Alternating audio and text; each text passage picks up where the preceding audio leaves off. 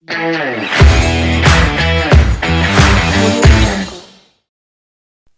Everyone, स्वागत है आप सभी का एक और नए अमेजिंग एपिसोड में talk with Dinesh sir podcast के अंदर। आज हमारे साथ मौजूद हैं वीरेंद्र विश्वकर्मा, जो खुद एक एमबीबीएस डॉक्टर हैं, जिन्होंने हाल ही में अपना एमबीबीएस कंप्लीट किया है। तो बहुत बहुत स्वागत है वीरेंद्र जी आपका हमारे इस स्टूडियो में। तो बात करेंगे, एंड बहुत सारे बच्चे ऐसे हैं जिन्होंने 12th अपीयर किया है या 11th में है, कुछ बच्चे ऐसे हैं जिन्होंने नीट तो दे दिया है और मेडिकल फील्ड में जाना चाहते हैं। तो ऐसे बच्चों के लिए ये जो वीडियो है बहुत ही इंस्पायरिंग होगा, नॉलेजफुल वाला होने वाला है, बहुत सारी इंफॉर्मेशन आपको मिलने वाली है। तो यहाँ पर एक शॉर्ट में बता दूं, हमारे साथ जो वीरेंद्र विश्वकर्मा यहाँ बैठे हैं, इन्होंने मुंबई में ही 11-12 साइंस करके नीट क्वालिफाई करके मुंबई के अंदर जो जे हॉस्पिटल है वहां पर एमबीबीएस जो है अपना कंप्लीट किया गवर्नमेंट सीट से, और अब आगे जो है जो पीजी के लिए तैयारी कर रहे हैं। तो चलिए बात करते हैं हमारे वीरेंद्र जी से। तो सबसे पहले बहुत बहुत स्वागत है आपका वीरेंद्र जी हमारे स्टूडियो में।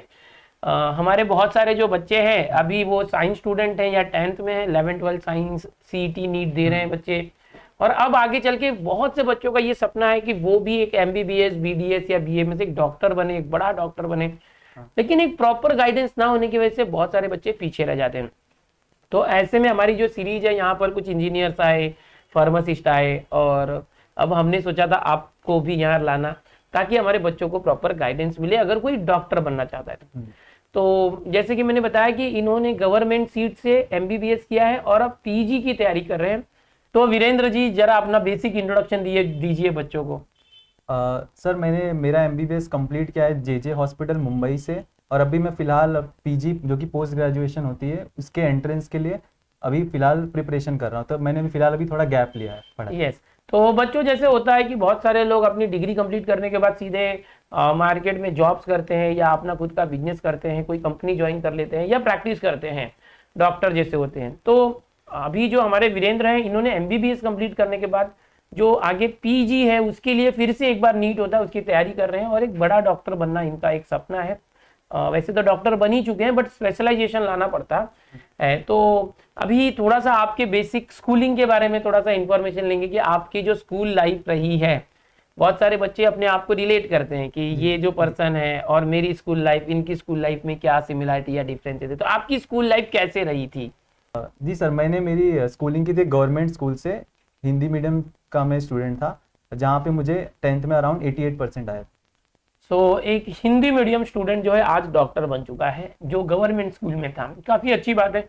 बहुत सारे बच्चे सोचते हैं कि 90% के ऊपर 10th में आया तो ही कुछ होगा, लेकिन ऐसा नहीं होता है। अगर आप ऑन एवरेज स्टूडेंट भी हैं 80, 85 या उसके ऊपर या 70 के भी ऊपर है, दिल में इच्छा होगा तो आप कर सकते हैं। तो फिर आप साइंस स्ट्रीम आपने क्यों ले लिया? फिर उसके बाद क्या सोच के आपने लिया था? क्या आपका पहले से कुछ गोल था या किसी के बोलने पे आपने साइंस लिया था? जी सर, पहले से कोई गोल तो नहीं था। साइंस मुझे इन जनरल साइंस और मैथ्स अच्छे लगते थे, तो बाय डिफॉल्ट 11th में साइंस ऐसा ले लिया मैंने। मतलब स्कूल लाइफ में ही आपको ऐसा था मुझे डॉक्टर बनना है, या बाद में ऐसे दिमाग में आया? नहीं सर, डॉक्टर का प्लानिंग तो स्कूल तक तो बिल्कुल नहीं था। ये 11th और 12th में जाने के बाद ही मैंने फिगर आउट किया कि हाँ मुझे मेडिकल फील्ड में जाना है या डॉक्टर बनना है। ओके, तो 10th के बाद आप 11-12 साइंस किए, 12th में फिर आपने कैसे पढ़ाई करी, कितना परसेंटेज आया वगैरह ये सब? मैंने 12th की थी गवर्नमेंट कॉलेज से, जिसमें मुझे 89% आए थे। यानी पहली बार ऐसा हो रहा है कोई बच्चा बता रहा है कि मेरा 10th से 12th में ज्यादा आया, 10th में 88 आया था, 12th में 89 आया। क्योंकि अभी तक जो भी बंदे यहाँ पर आए हैं सबका हमेशा 12th में कम ही हो जाता है, और बहुत सारे बच्चे हमारे सामने ऑडियंस में भी। तो आपका क्या सीन था? आपका कम ज्यादा हुआ था ऐसा लग रहा है, या 10th में आप कम पाए गए थे, आपको ऐसा लगता है? ऐसा कुछ नहीं सर, मैंने कभी भी पढ़ाई की तो ऐसा कुछ गोल समझ के नहीं किया कि मुझे 90% 10th में लाना था या फिर 89% 12th में लाना था। मैंने स्पॉन्टेनियसली पढ़ते गया, जितना आते गया वो मुझे स्पॉन्टेनियसली मिला। यानी आप सिर्फ पढ़ाई के ऊपर फोकस करते हैं, मुझे पढ़ना है, मार्क्स के लिए नहीं पढ़ते थे। तो उसके बाद समझो आपने 11-12 में जैसे बताया कि आप ये सोच लिए कि मुझे डॉक्टर बनना है, तो उसके लिए नीट की तैयारी होती है। तो आपने नीट दिया था 12th होने के बाद तुरंत? सर हमारे टाइम पे मैंने 12th पास किया 2014 में। अच्छा, तो हमारे टाइम पे MHCET था। अच्छा, मतलब उस समय नीट के थ्रू मेडिकल में जाना ऐसा कंपलसरी नहीं था उस समय। MST CT था 2014 में। हाँ नहीं सर, ये बात ये कि 2013 से लेकर 2016 तक ना महाराष्ट्र गवर्नमेंट या फिर जो भी ये CBSE बोर्ड थे, ये लोग बहुत स्ट्रगल कर रहे थे कौन सा एग्जाम रखना चाहिए कौन सा नहीं रखना चाहिए। तो 2013 में हुआ था नीट, फिर 2014 में हुआ था MST CT जो कि नीट का पैटर्न था, 720 मार्क्स 11-12 के सिलेबस। अच्छा। फिर 2015 में हुआ था CT जो कि ये CT का पैटर्न था, मतलब 200 मार्क्स और 12th का सिलेबस। फिर उसके बाद से यूनिफॉर्म क्या बोलते नीट आ गया। 2016 में भी इन जनरल AIPMT होती थी ऑल इंडिया सीट्स के लिए, और महाराष्ट्र के लिए MST CT होती थी। यहाँ तक ठीक था। उसके बाद 2017 से यूनिफॉर्मली पूरे all over the India NEET आ गया। नीट आ चुका है। पहले MST CT के बेसिस पर इंजीनियरिंग के भी एडमिशन होते थे, नीट के भी मेडिकल्स के भी एडमिशन होते थे। तो आपका जो है CT के बेसिस पे एडमिशन हुआ। जी सर। हाँ। तो आपने 12th के बाद, जैसे बहुत सारे बच्चे जो मेडिकल एस्पिरेंट होते हैं 12th देने के बाद पहली बार में ही एडमिशन नहीं ले पाते, तो क्या आपका तुरंत एडमिशन हो गया था या आपने फिर अटेम्प्ट दिए थे कुछ? जी सर, मेरा तुरंत तो फर्स्ट अटेम्प्ट में नहीं हुआ था, तो मैंने थर्ड अटेम्प्ट में क्लियर किया था MST CT।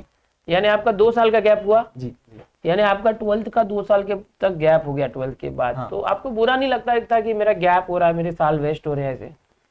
ये अब नहीं लगता सर बुरा, जब उस टाइम पे किसी को भी अच्छा नहीं लगेगा कि आपके साथ वाले इंजीनियरिंग कर रहे हैं, फर्स्ट सेकंड ईयर में जा रहे हैं और 2 साल बाद प्लेस भी हो जा रहे हैं, उनको पेमेंट भी मिलनी शुरू हो जा रही है, और आप ये हो कि सिर्फ अभी तक पढ़ाई कर रहे हो फिजिक्स केमिस्ट्री बायोलॉजी लेके, किसी को अच्छा नहीं। लेकिन अब भी मेरे को ऐसा लगता है कि ठीक है, सब कुछ वर्थ था। अच्छा, सब मतलब मेडिकल एस्पिरेंट्स को गैप अगर लेते हैं तो वर्थ है। हाँ, एडमिशन हो गया तो। हाँ, लेकिन ये एक बात है कि अगर गैप ले रहे हो तो सीरियसली एक ही गैप में हो जाता है, उससे ज्यादा नहीं लेना चाहिए, क्योंकि उससे ज्यादा मेंटल फटीग, डिप्रेशन, उसके आगे इंसान हैंडल नहीं कर पाता। तो मोस्टली एक अटेम्प्ट दो, अच्छे से दो, हो जाता है। तो आपका जो पहला 1 साल के गैप के बाद आपने दिया था जब भी एंट्रेंस CT या नीट जो भी दिया था, उसके बाद एडमिशन नहीं मिला आपको? उस टाइम पे सर मुझे 171 आए थे, जो कि CT 200 मार्क्स ही हुई करती थी। अच्छा। तो और उस टाइम पे MBBS क्लोज हुआ था गवर्नमेंट 175 पे, तो मुझे प्राइवेट MBBS मिल रहा था और BDS गवर्नमेंट मिल रहा था, जो कि मुझे दोनों ही नहीं चाहिए थे। मुझे गवर्नमेंट MBBS सीट चाहिए, तो इसलिए मैंने एक सेकंड चांस, थर्ड चांस जो कि है देना ट्राई किया। तो इन्हें जो है जब इन्होंने 1 साल गैप लेके MST CT दी थी, जो मेडिकल के लिए एडमिशन था नीट के पहले, 200 में से 171 मार्क आए थे। 171 काफी अच्छा स्कोर होता है ऐसे 200 में से माना जाए, बट MBBS जो है गवर्नमेंट कॉलेजेस की क्लोज हो गई थी 175 पे, इनका नहीं हो पाया, प्राइवेट में मिल रहा था। तो ये देखो, यहाँ पर बहुत से लोग बोलते हैं ना, 1-1 मार्क्स की क्या कीमत है, पूरा साल देना पड़ता है 1-1 मार्क्स की कमी की वजह से। क्योंकि क्या होता है कि बहुत सारे जो बच्चे हैं उनकी वो परिस्थिति नहीं होती, आर्थिक स्थिति नहीं होती कि वो लाखों रुपए फीस भर के डॉक्टर बने, और शायद इनकी भी नहीं थी। तो इन्होंने एक डिसीजन लिया कि जैसे मैंने 1 साल गैप लिया है, वैसे और 1 साल गैप लेके मैं और ज्यादा पढ़ाई करके और ज्यादा मार्क्स लाके मैं गवर्नमेंट CT लूंगा, बिना डोनेशन, बिना हाई फीस के मुझे डॉक्टर बनना है। सही बात है जी सर। तो फिर आपने वापस 1 साल गैप लिया, और उसके बाद आपने वो साल में पढ़ाई कैसे की? मतलब क्या आपका पैटर्न था? नीट देना था, फिर CT देना था क्या? CT था उस साल। अच्छा, 2016 में CT था। CT देना था।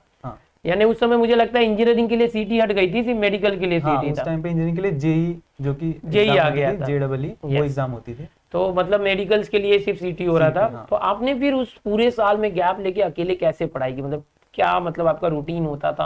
हाँ, मतलब शुरू में इजी नहीं था कि दूसरा अटेम्प्ट देना सबसे ज्यादा डिप्रेसिंग होता है, दूसरा रिपीट करना, जो कि दूसरा साल। हाँ, तो फिर मैंने अराउंड 2-3 महीना काउंसलिंग के लिए वेट किया, जो कि अगस्त तक चला। फिर 2-3 महीना यहाँ वहाँ थोड़ा अब चले जाते हैं हम कि अब नहीं करना, पढ़ाई बहुत हो रहा है, ज्यादा हो गया है, कि कब तक कोई एक ही 3 टेक्स्ट बुक लेके पढ़ते रहेगा, ऐसा। फिर दिसंबर में मैंने सीरियसली किया, और मई में मैंने क्या बोलते एग्जाम थी हमारी, और मई में जाके मेरा क्लियर हो गया। मैंने उस टाइम पे उस साल में कोई क्लासेस नहीं ली थी। 185 आए थे मुझे। अच्छा, मतलब अभी 1 साल गैप देके आपने पढ़ाई की, पहले जहां 171 आया था 185 आ गया।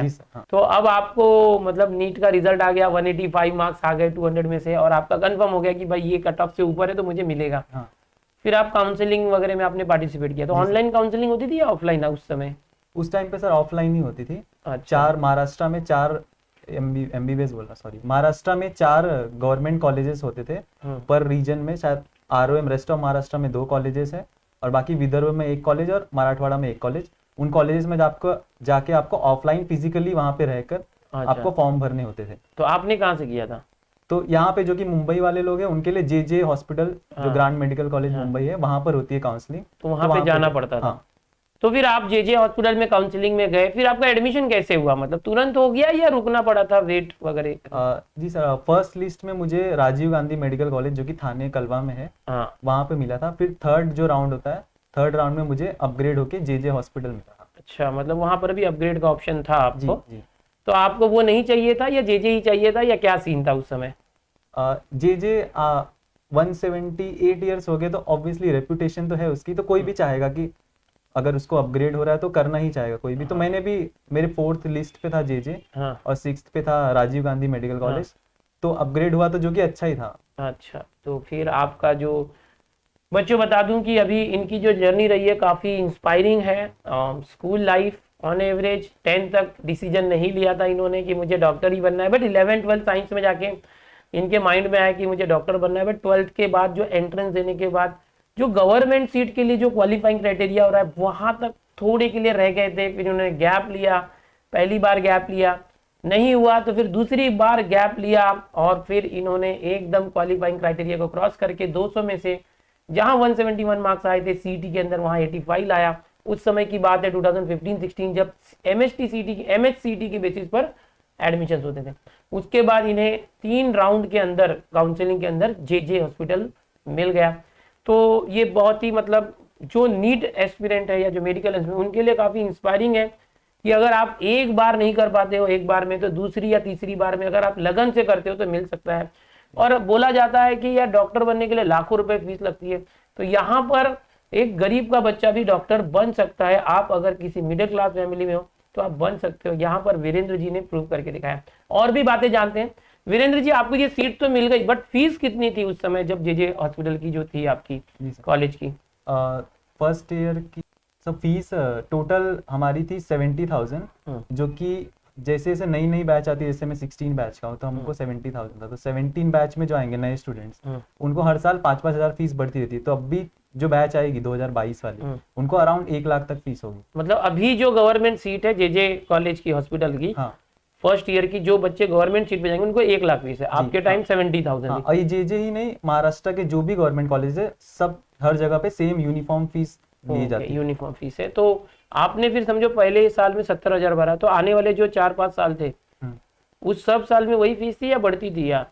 हाँ, तो सर एमबीबीएस का एक्चुअली यहाँ पे कोर्स जानना जरूरी है कि एमबीबीएस 5.5 साल का होता है। उसके साथ आपको 1 साल का 1 साल का बॉन्ड होता है, और उन 5.5 साल में से 4.5 साल आपको स्टडी के लिए होता है और 1 साल इंटर्नशिप करनी होती है। ठीक है, जो 1.5 साल वाला जो पीरियड होता है ना, जो कि सेकेंड ईयर में हमको था 1.5 साल वाला पीरियड, जो सेकेंड ईयर होता है हमारा 1.5 साल का था, तो उसमें आपको ट्यूशन फीस 1.5 गुना भरनी होती है।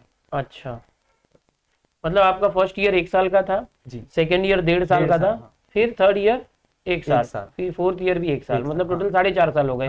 और 1 साल इंटर्नशिप करनी थी आपको।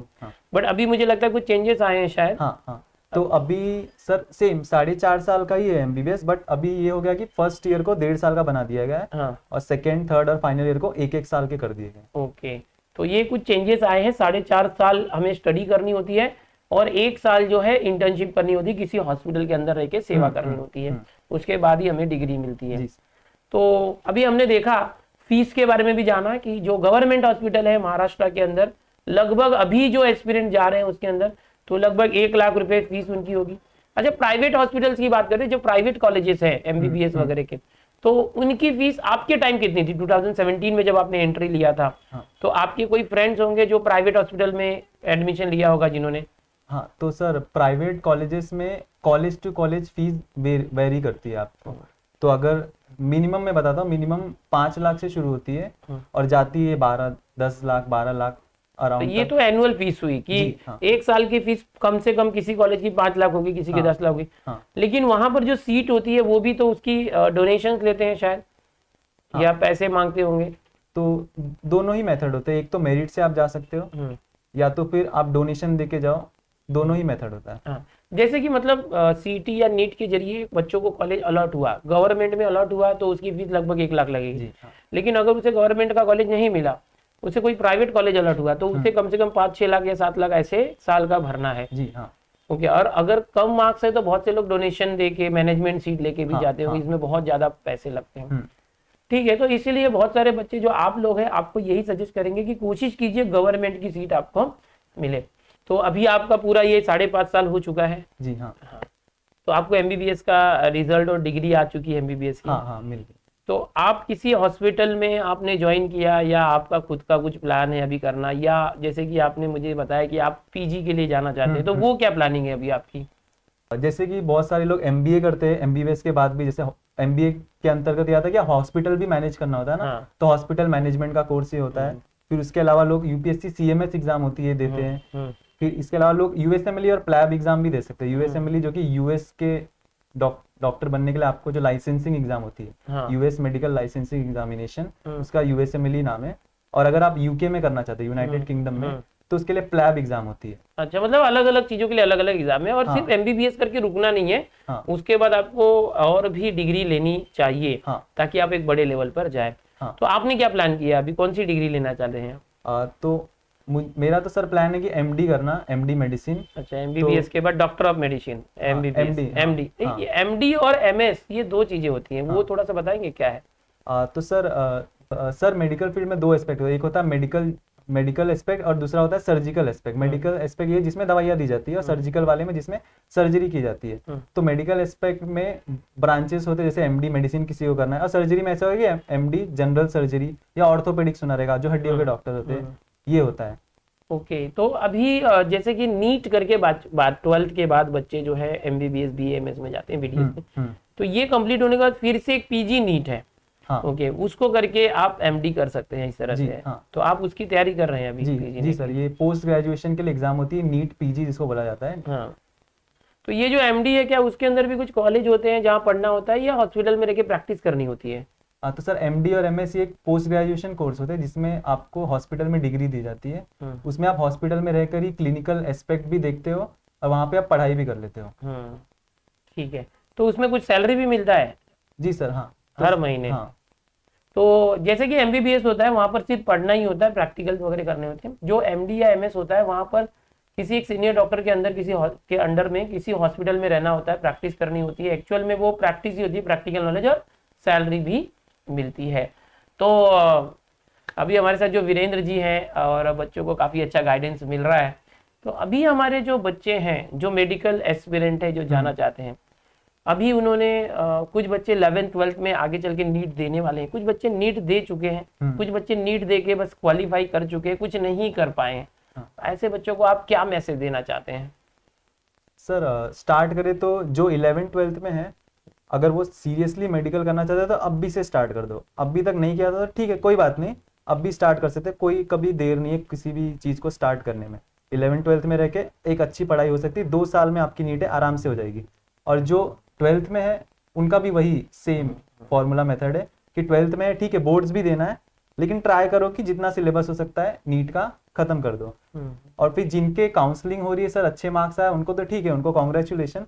और जिनको नहीं हुआ है, रिपीट करना है, तो फिर ठीक है, रिपीट कर सकते हो आप। फर्स्ट रिपीट हो, सेकंड रिपीट हो, अगर आपको सीरियसली करना है इस चीज को, तो ये मत देखो कौन क्या कर रहा है, कौन कितना आगे बढ़ गया। आपको क्या करना है वो देखो, और आप लग जाओ काम पे। और अगर किसी को रिपीट करना है तो उसके लिए क्या मैसेज देना चाहोगे कि वो किस तरह से रिपीट करे? जो 1 साल घर बैठ के वो तैयारी करेगा, ज्यादा मार्क्स आए, उसके लिए वो क्या करे, कैसे स्टडी करे? मतलब दिन भर का शेड्यूल क्या होना चाहिए उसका? आप कैसे करते हो? मतलब अभी भी आप पीजी नेट की तैयारी करते हो, आप दिन भर क्या पढ़ाई करते हो, कैसे करते हो, कितने घंटे करते हो? मतलब तो सर दिन भर लगभग 8 से 9 घंटे पढ़ाई हो जाती है मेरी। हाँ। ठीक है, उसमें मैं शुरुआत करता हूँ कि पहले जो मुझे सब्जेक्ट टफ लग रहे हैं, जैसे अगर मैं नीट यूजी की बात करूँ तो मोस्टली सब्जेक्ट सबको फिजिक्स टफ लगता है। तो आप सुबह सुबह या पढ़ रहे हो, या फिर बहुत सारे लोग रात में भी पढ़ना प्रेफर करते हैं, सब अर्ली बर्ड्स नहीं होते। तो जो चाहते हैं कि आपका दिमाग सबसे ज्यादा एक्टिव है जिस टाइम पे, उस टाइम पे आप हार्ड सब्जेक्ट लेके बैठो, जैसे फिजिक्स हो गया, केमिस्ट्री हो गया। फिर जब आपको लग रहा है हाँ मैं थक गया हूँ, तो ऐसा कोई सब्जेक्ट लेके बैठो जो कि आपको ईजी लगता है, जैसे कि बायोलॉजी। आप आराम से सोते सोते आराम से भी पढ़ सकते हैं बायोलॉजी। ठीक है, और आपको पढ़ना ये है कि अगर आप नीट यूजी का प्रिपरेशन करें तो आपको सिर्फ एनसीईआरटी ही पढ़नी है, उसके अलावा कोई बुक नहीं पढ़नी, कोई किसी क्लासेस का नोट्स नहीं पढ़ना, सिर्फ एनसीईआरटी करना है बायोलॉजी के लिए। केमिस्ट्री और फिजिक्स के लिए चाहिए तो कोई भी एमसीक्यू की जो बुक होती है वो आपको सॉल्व करनी है, लेकिन कॉन्सेप्ट आपका एनसीईआरटी ही रहेगा। यानी कि जो भी नीट एस्पिरेंट है, एनसीईआरटी को स्टिक रहना है पूरी तरह से। ओके, वीरेंद्र जी से बात करके पता चला कि ये खुद दिन भर लाइब्रेरी इन्होंने ज्वाइन की है, लाइब्रेरी में पढ़ाई करते रहते हैं। क्योंकि एमबीबीएस हो गया तो वो एंड नहीं है, उसके आगे और भी पढ़ना है, क्योंकि एक डिग्री लेके कुछ नहीं होगा। आप हायर डिग्री जितनी ले सकते हो कंटिन्यूएशन में ले लोगे तो अच्छा है। तो इस तरह से सारे जो मेडिकल एस्पिरेंट है उनको बहुत सारी जो बातें यहाँ पता चली होगी। वीरेंद्र जी के साथ हमारी बातचीत हुई तो ये एक इंस्पिरेशन है। वीरेंद्र जी ने काफ़ी कम फीस के अंदर अपनी एमबीबीएस पूरी की है मुंबई के एक बहुत बड़े गवर्नमेंट कॉलेज में। ओके, ऐसे ही हम चाहेंगे कि आप लोगों को भी जो एस्पिरेंट है, मिडिल क्लास फैमिली या जो भी है, आप भी अच्छा मार्क्स देखो। आपके मार्क्स ज़्यादा अच्छे आते हैं तो फिर आपको कहीं डोनेशन देने की जरूरत नहीं है और किसी से कुछ मांगने की जरूरत नहीं है। ओके, अभी सब ऑनलाइन सिस्टम है, ऑटोमेटिक कॉलेज आपको अलॉट होता है, वहाँ की जो फीस होगी आपको भरनी पड़ती है। तो आप कर सकते हैं। बहुत सारे लोगों को पहले ही डरा दिया जाता है कि तू नहीं कर पाएगा, तेरे माँ बाप फीस नहीं भर पाएंगे। तो क्यों ना हम मार्क्स ही इतना ज़्यादा लाएं कि फीस ही कम करना पड़े और माँ बाप उतने फीस भर पाएंगे। इसके लिए एजुकेशन लोन भी होता है। अगर आपके पास कुछ नहीं है तो आप एजुकेशन लोन भी ले सकते हैं। तो बहुत सारी चीज़ होती है। तो यहाँ पर वीरेंद्र जी बहुत बहुत धन्यवाद, आप हमारे स्टूडियो में आए और आपसे बात करके बहुत सारी चीज़ें पता चली कि रुकना नहीं है, चलते रहना है। अगर आप एक बार गिर जाते हैं तो गिर कर फिर उठना है और आगे चलते रहना है। एक डिग्री आपने ले ली है, फिर भी आपको रुकना नहीं है, हायर डिग्री लेना है और एक ही बार अपने को इस तरह ऊंचाई पर बिठा लेना है कि उसके बाद फिर जो है बहुत अच्छा हो जाए। तो बहुत बहुत धन्यवाद सभी बच्चों का, सभी ऑडियंस का और वीरेंद्र जी का। मिलते हैं अगले एपिसोड में।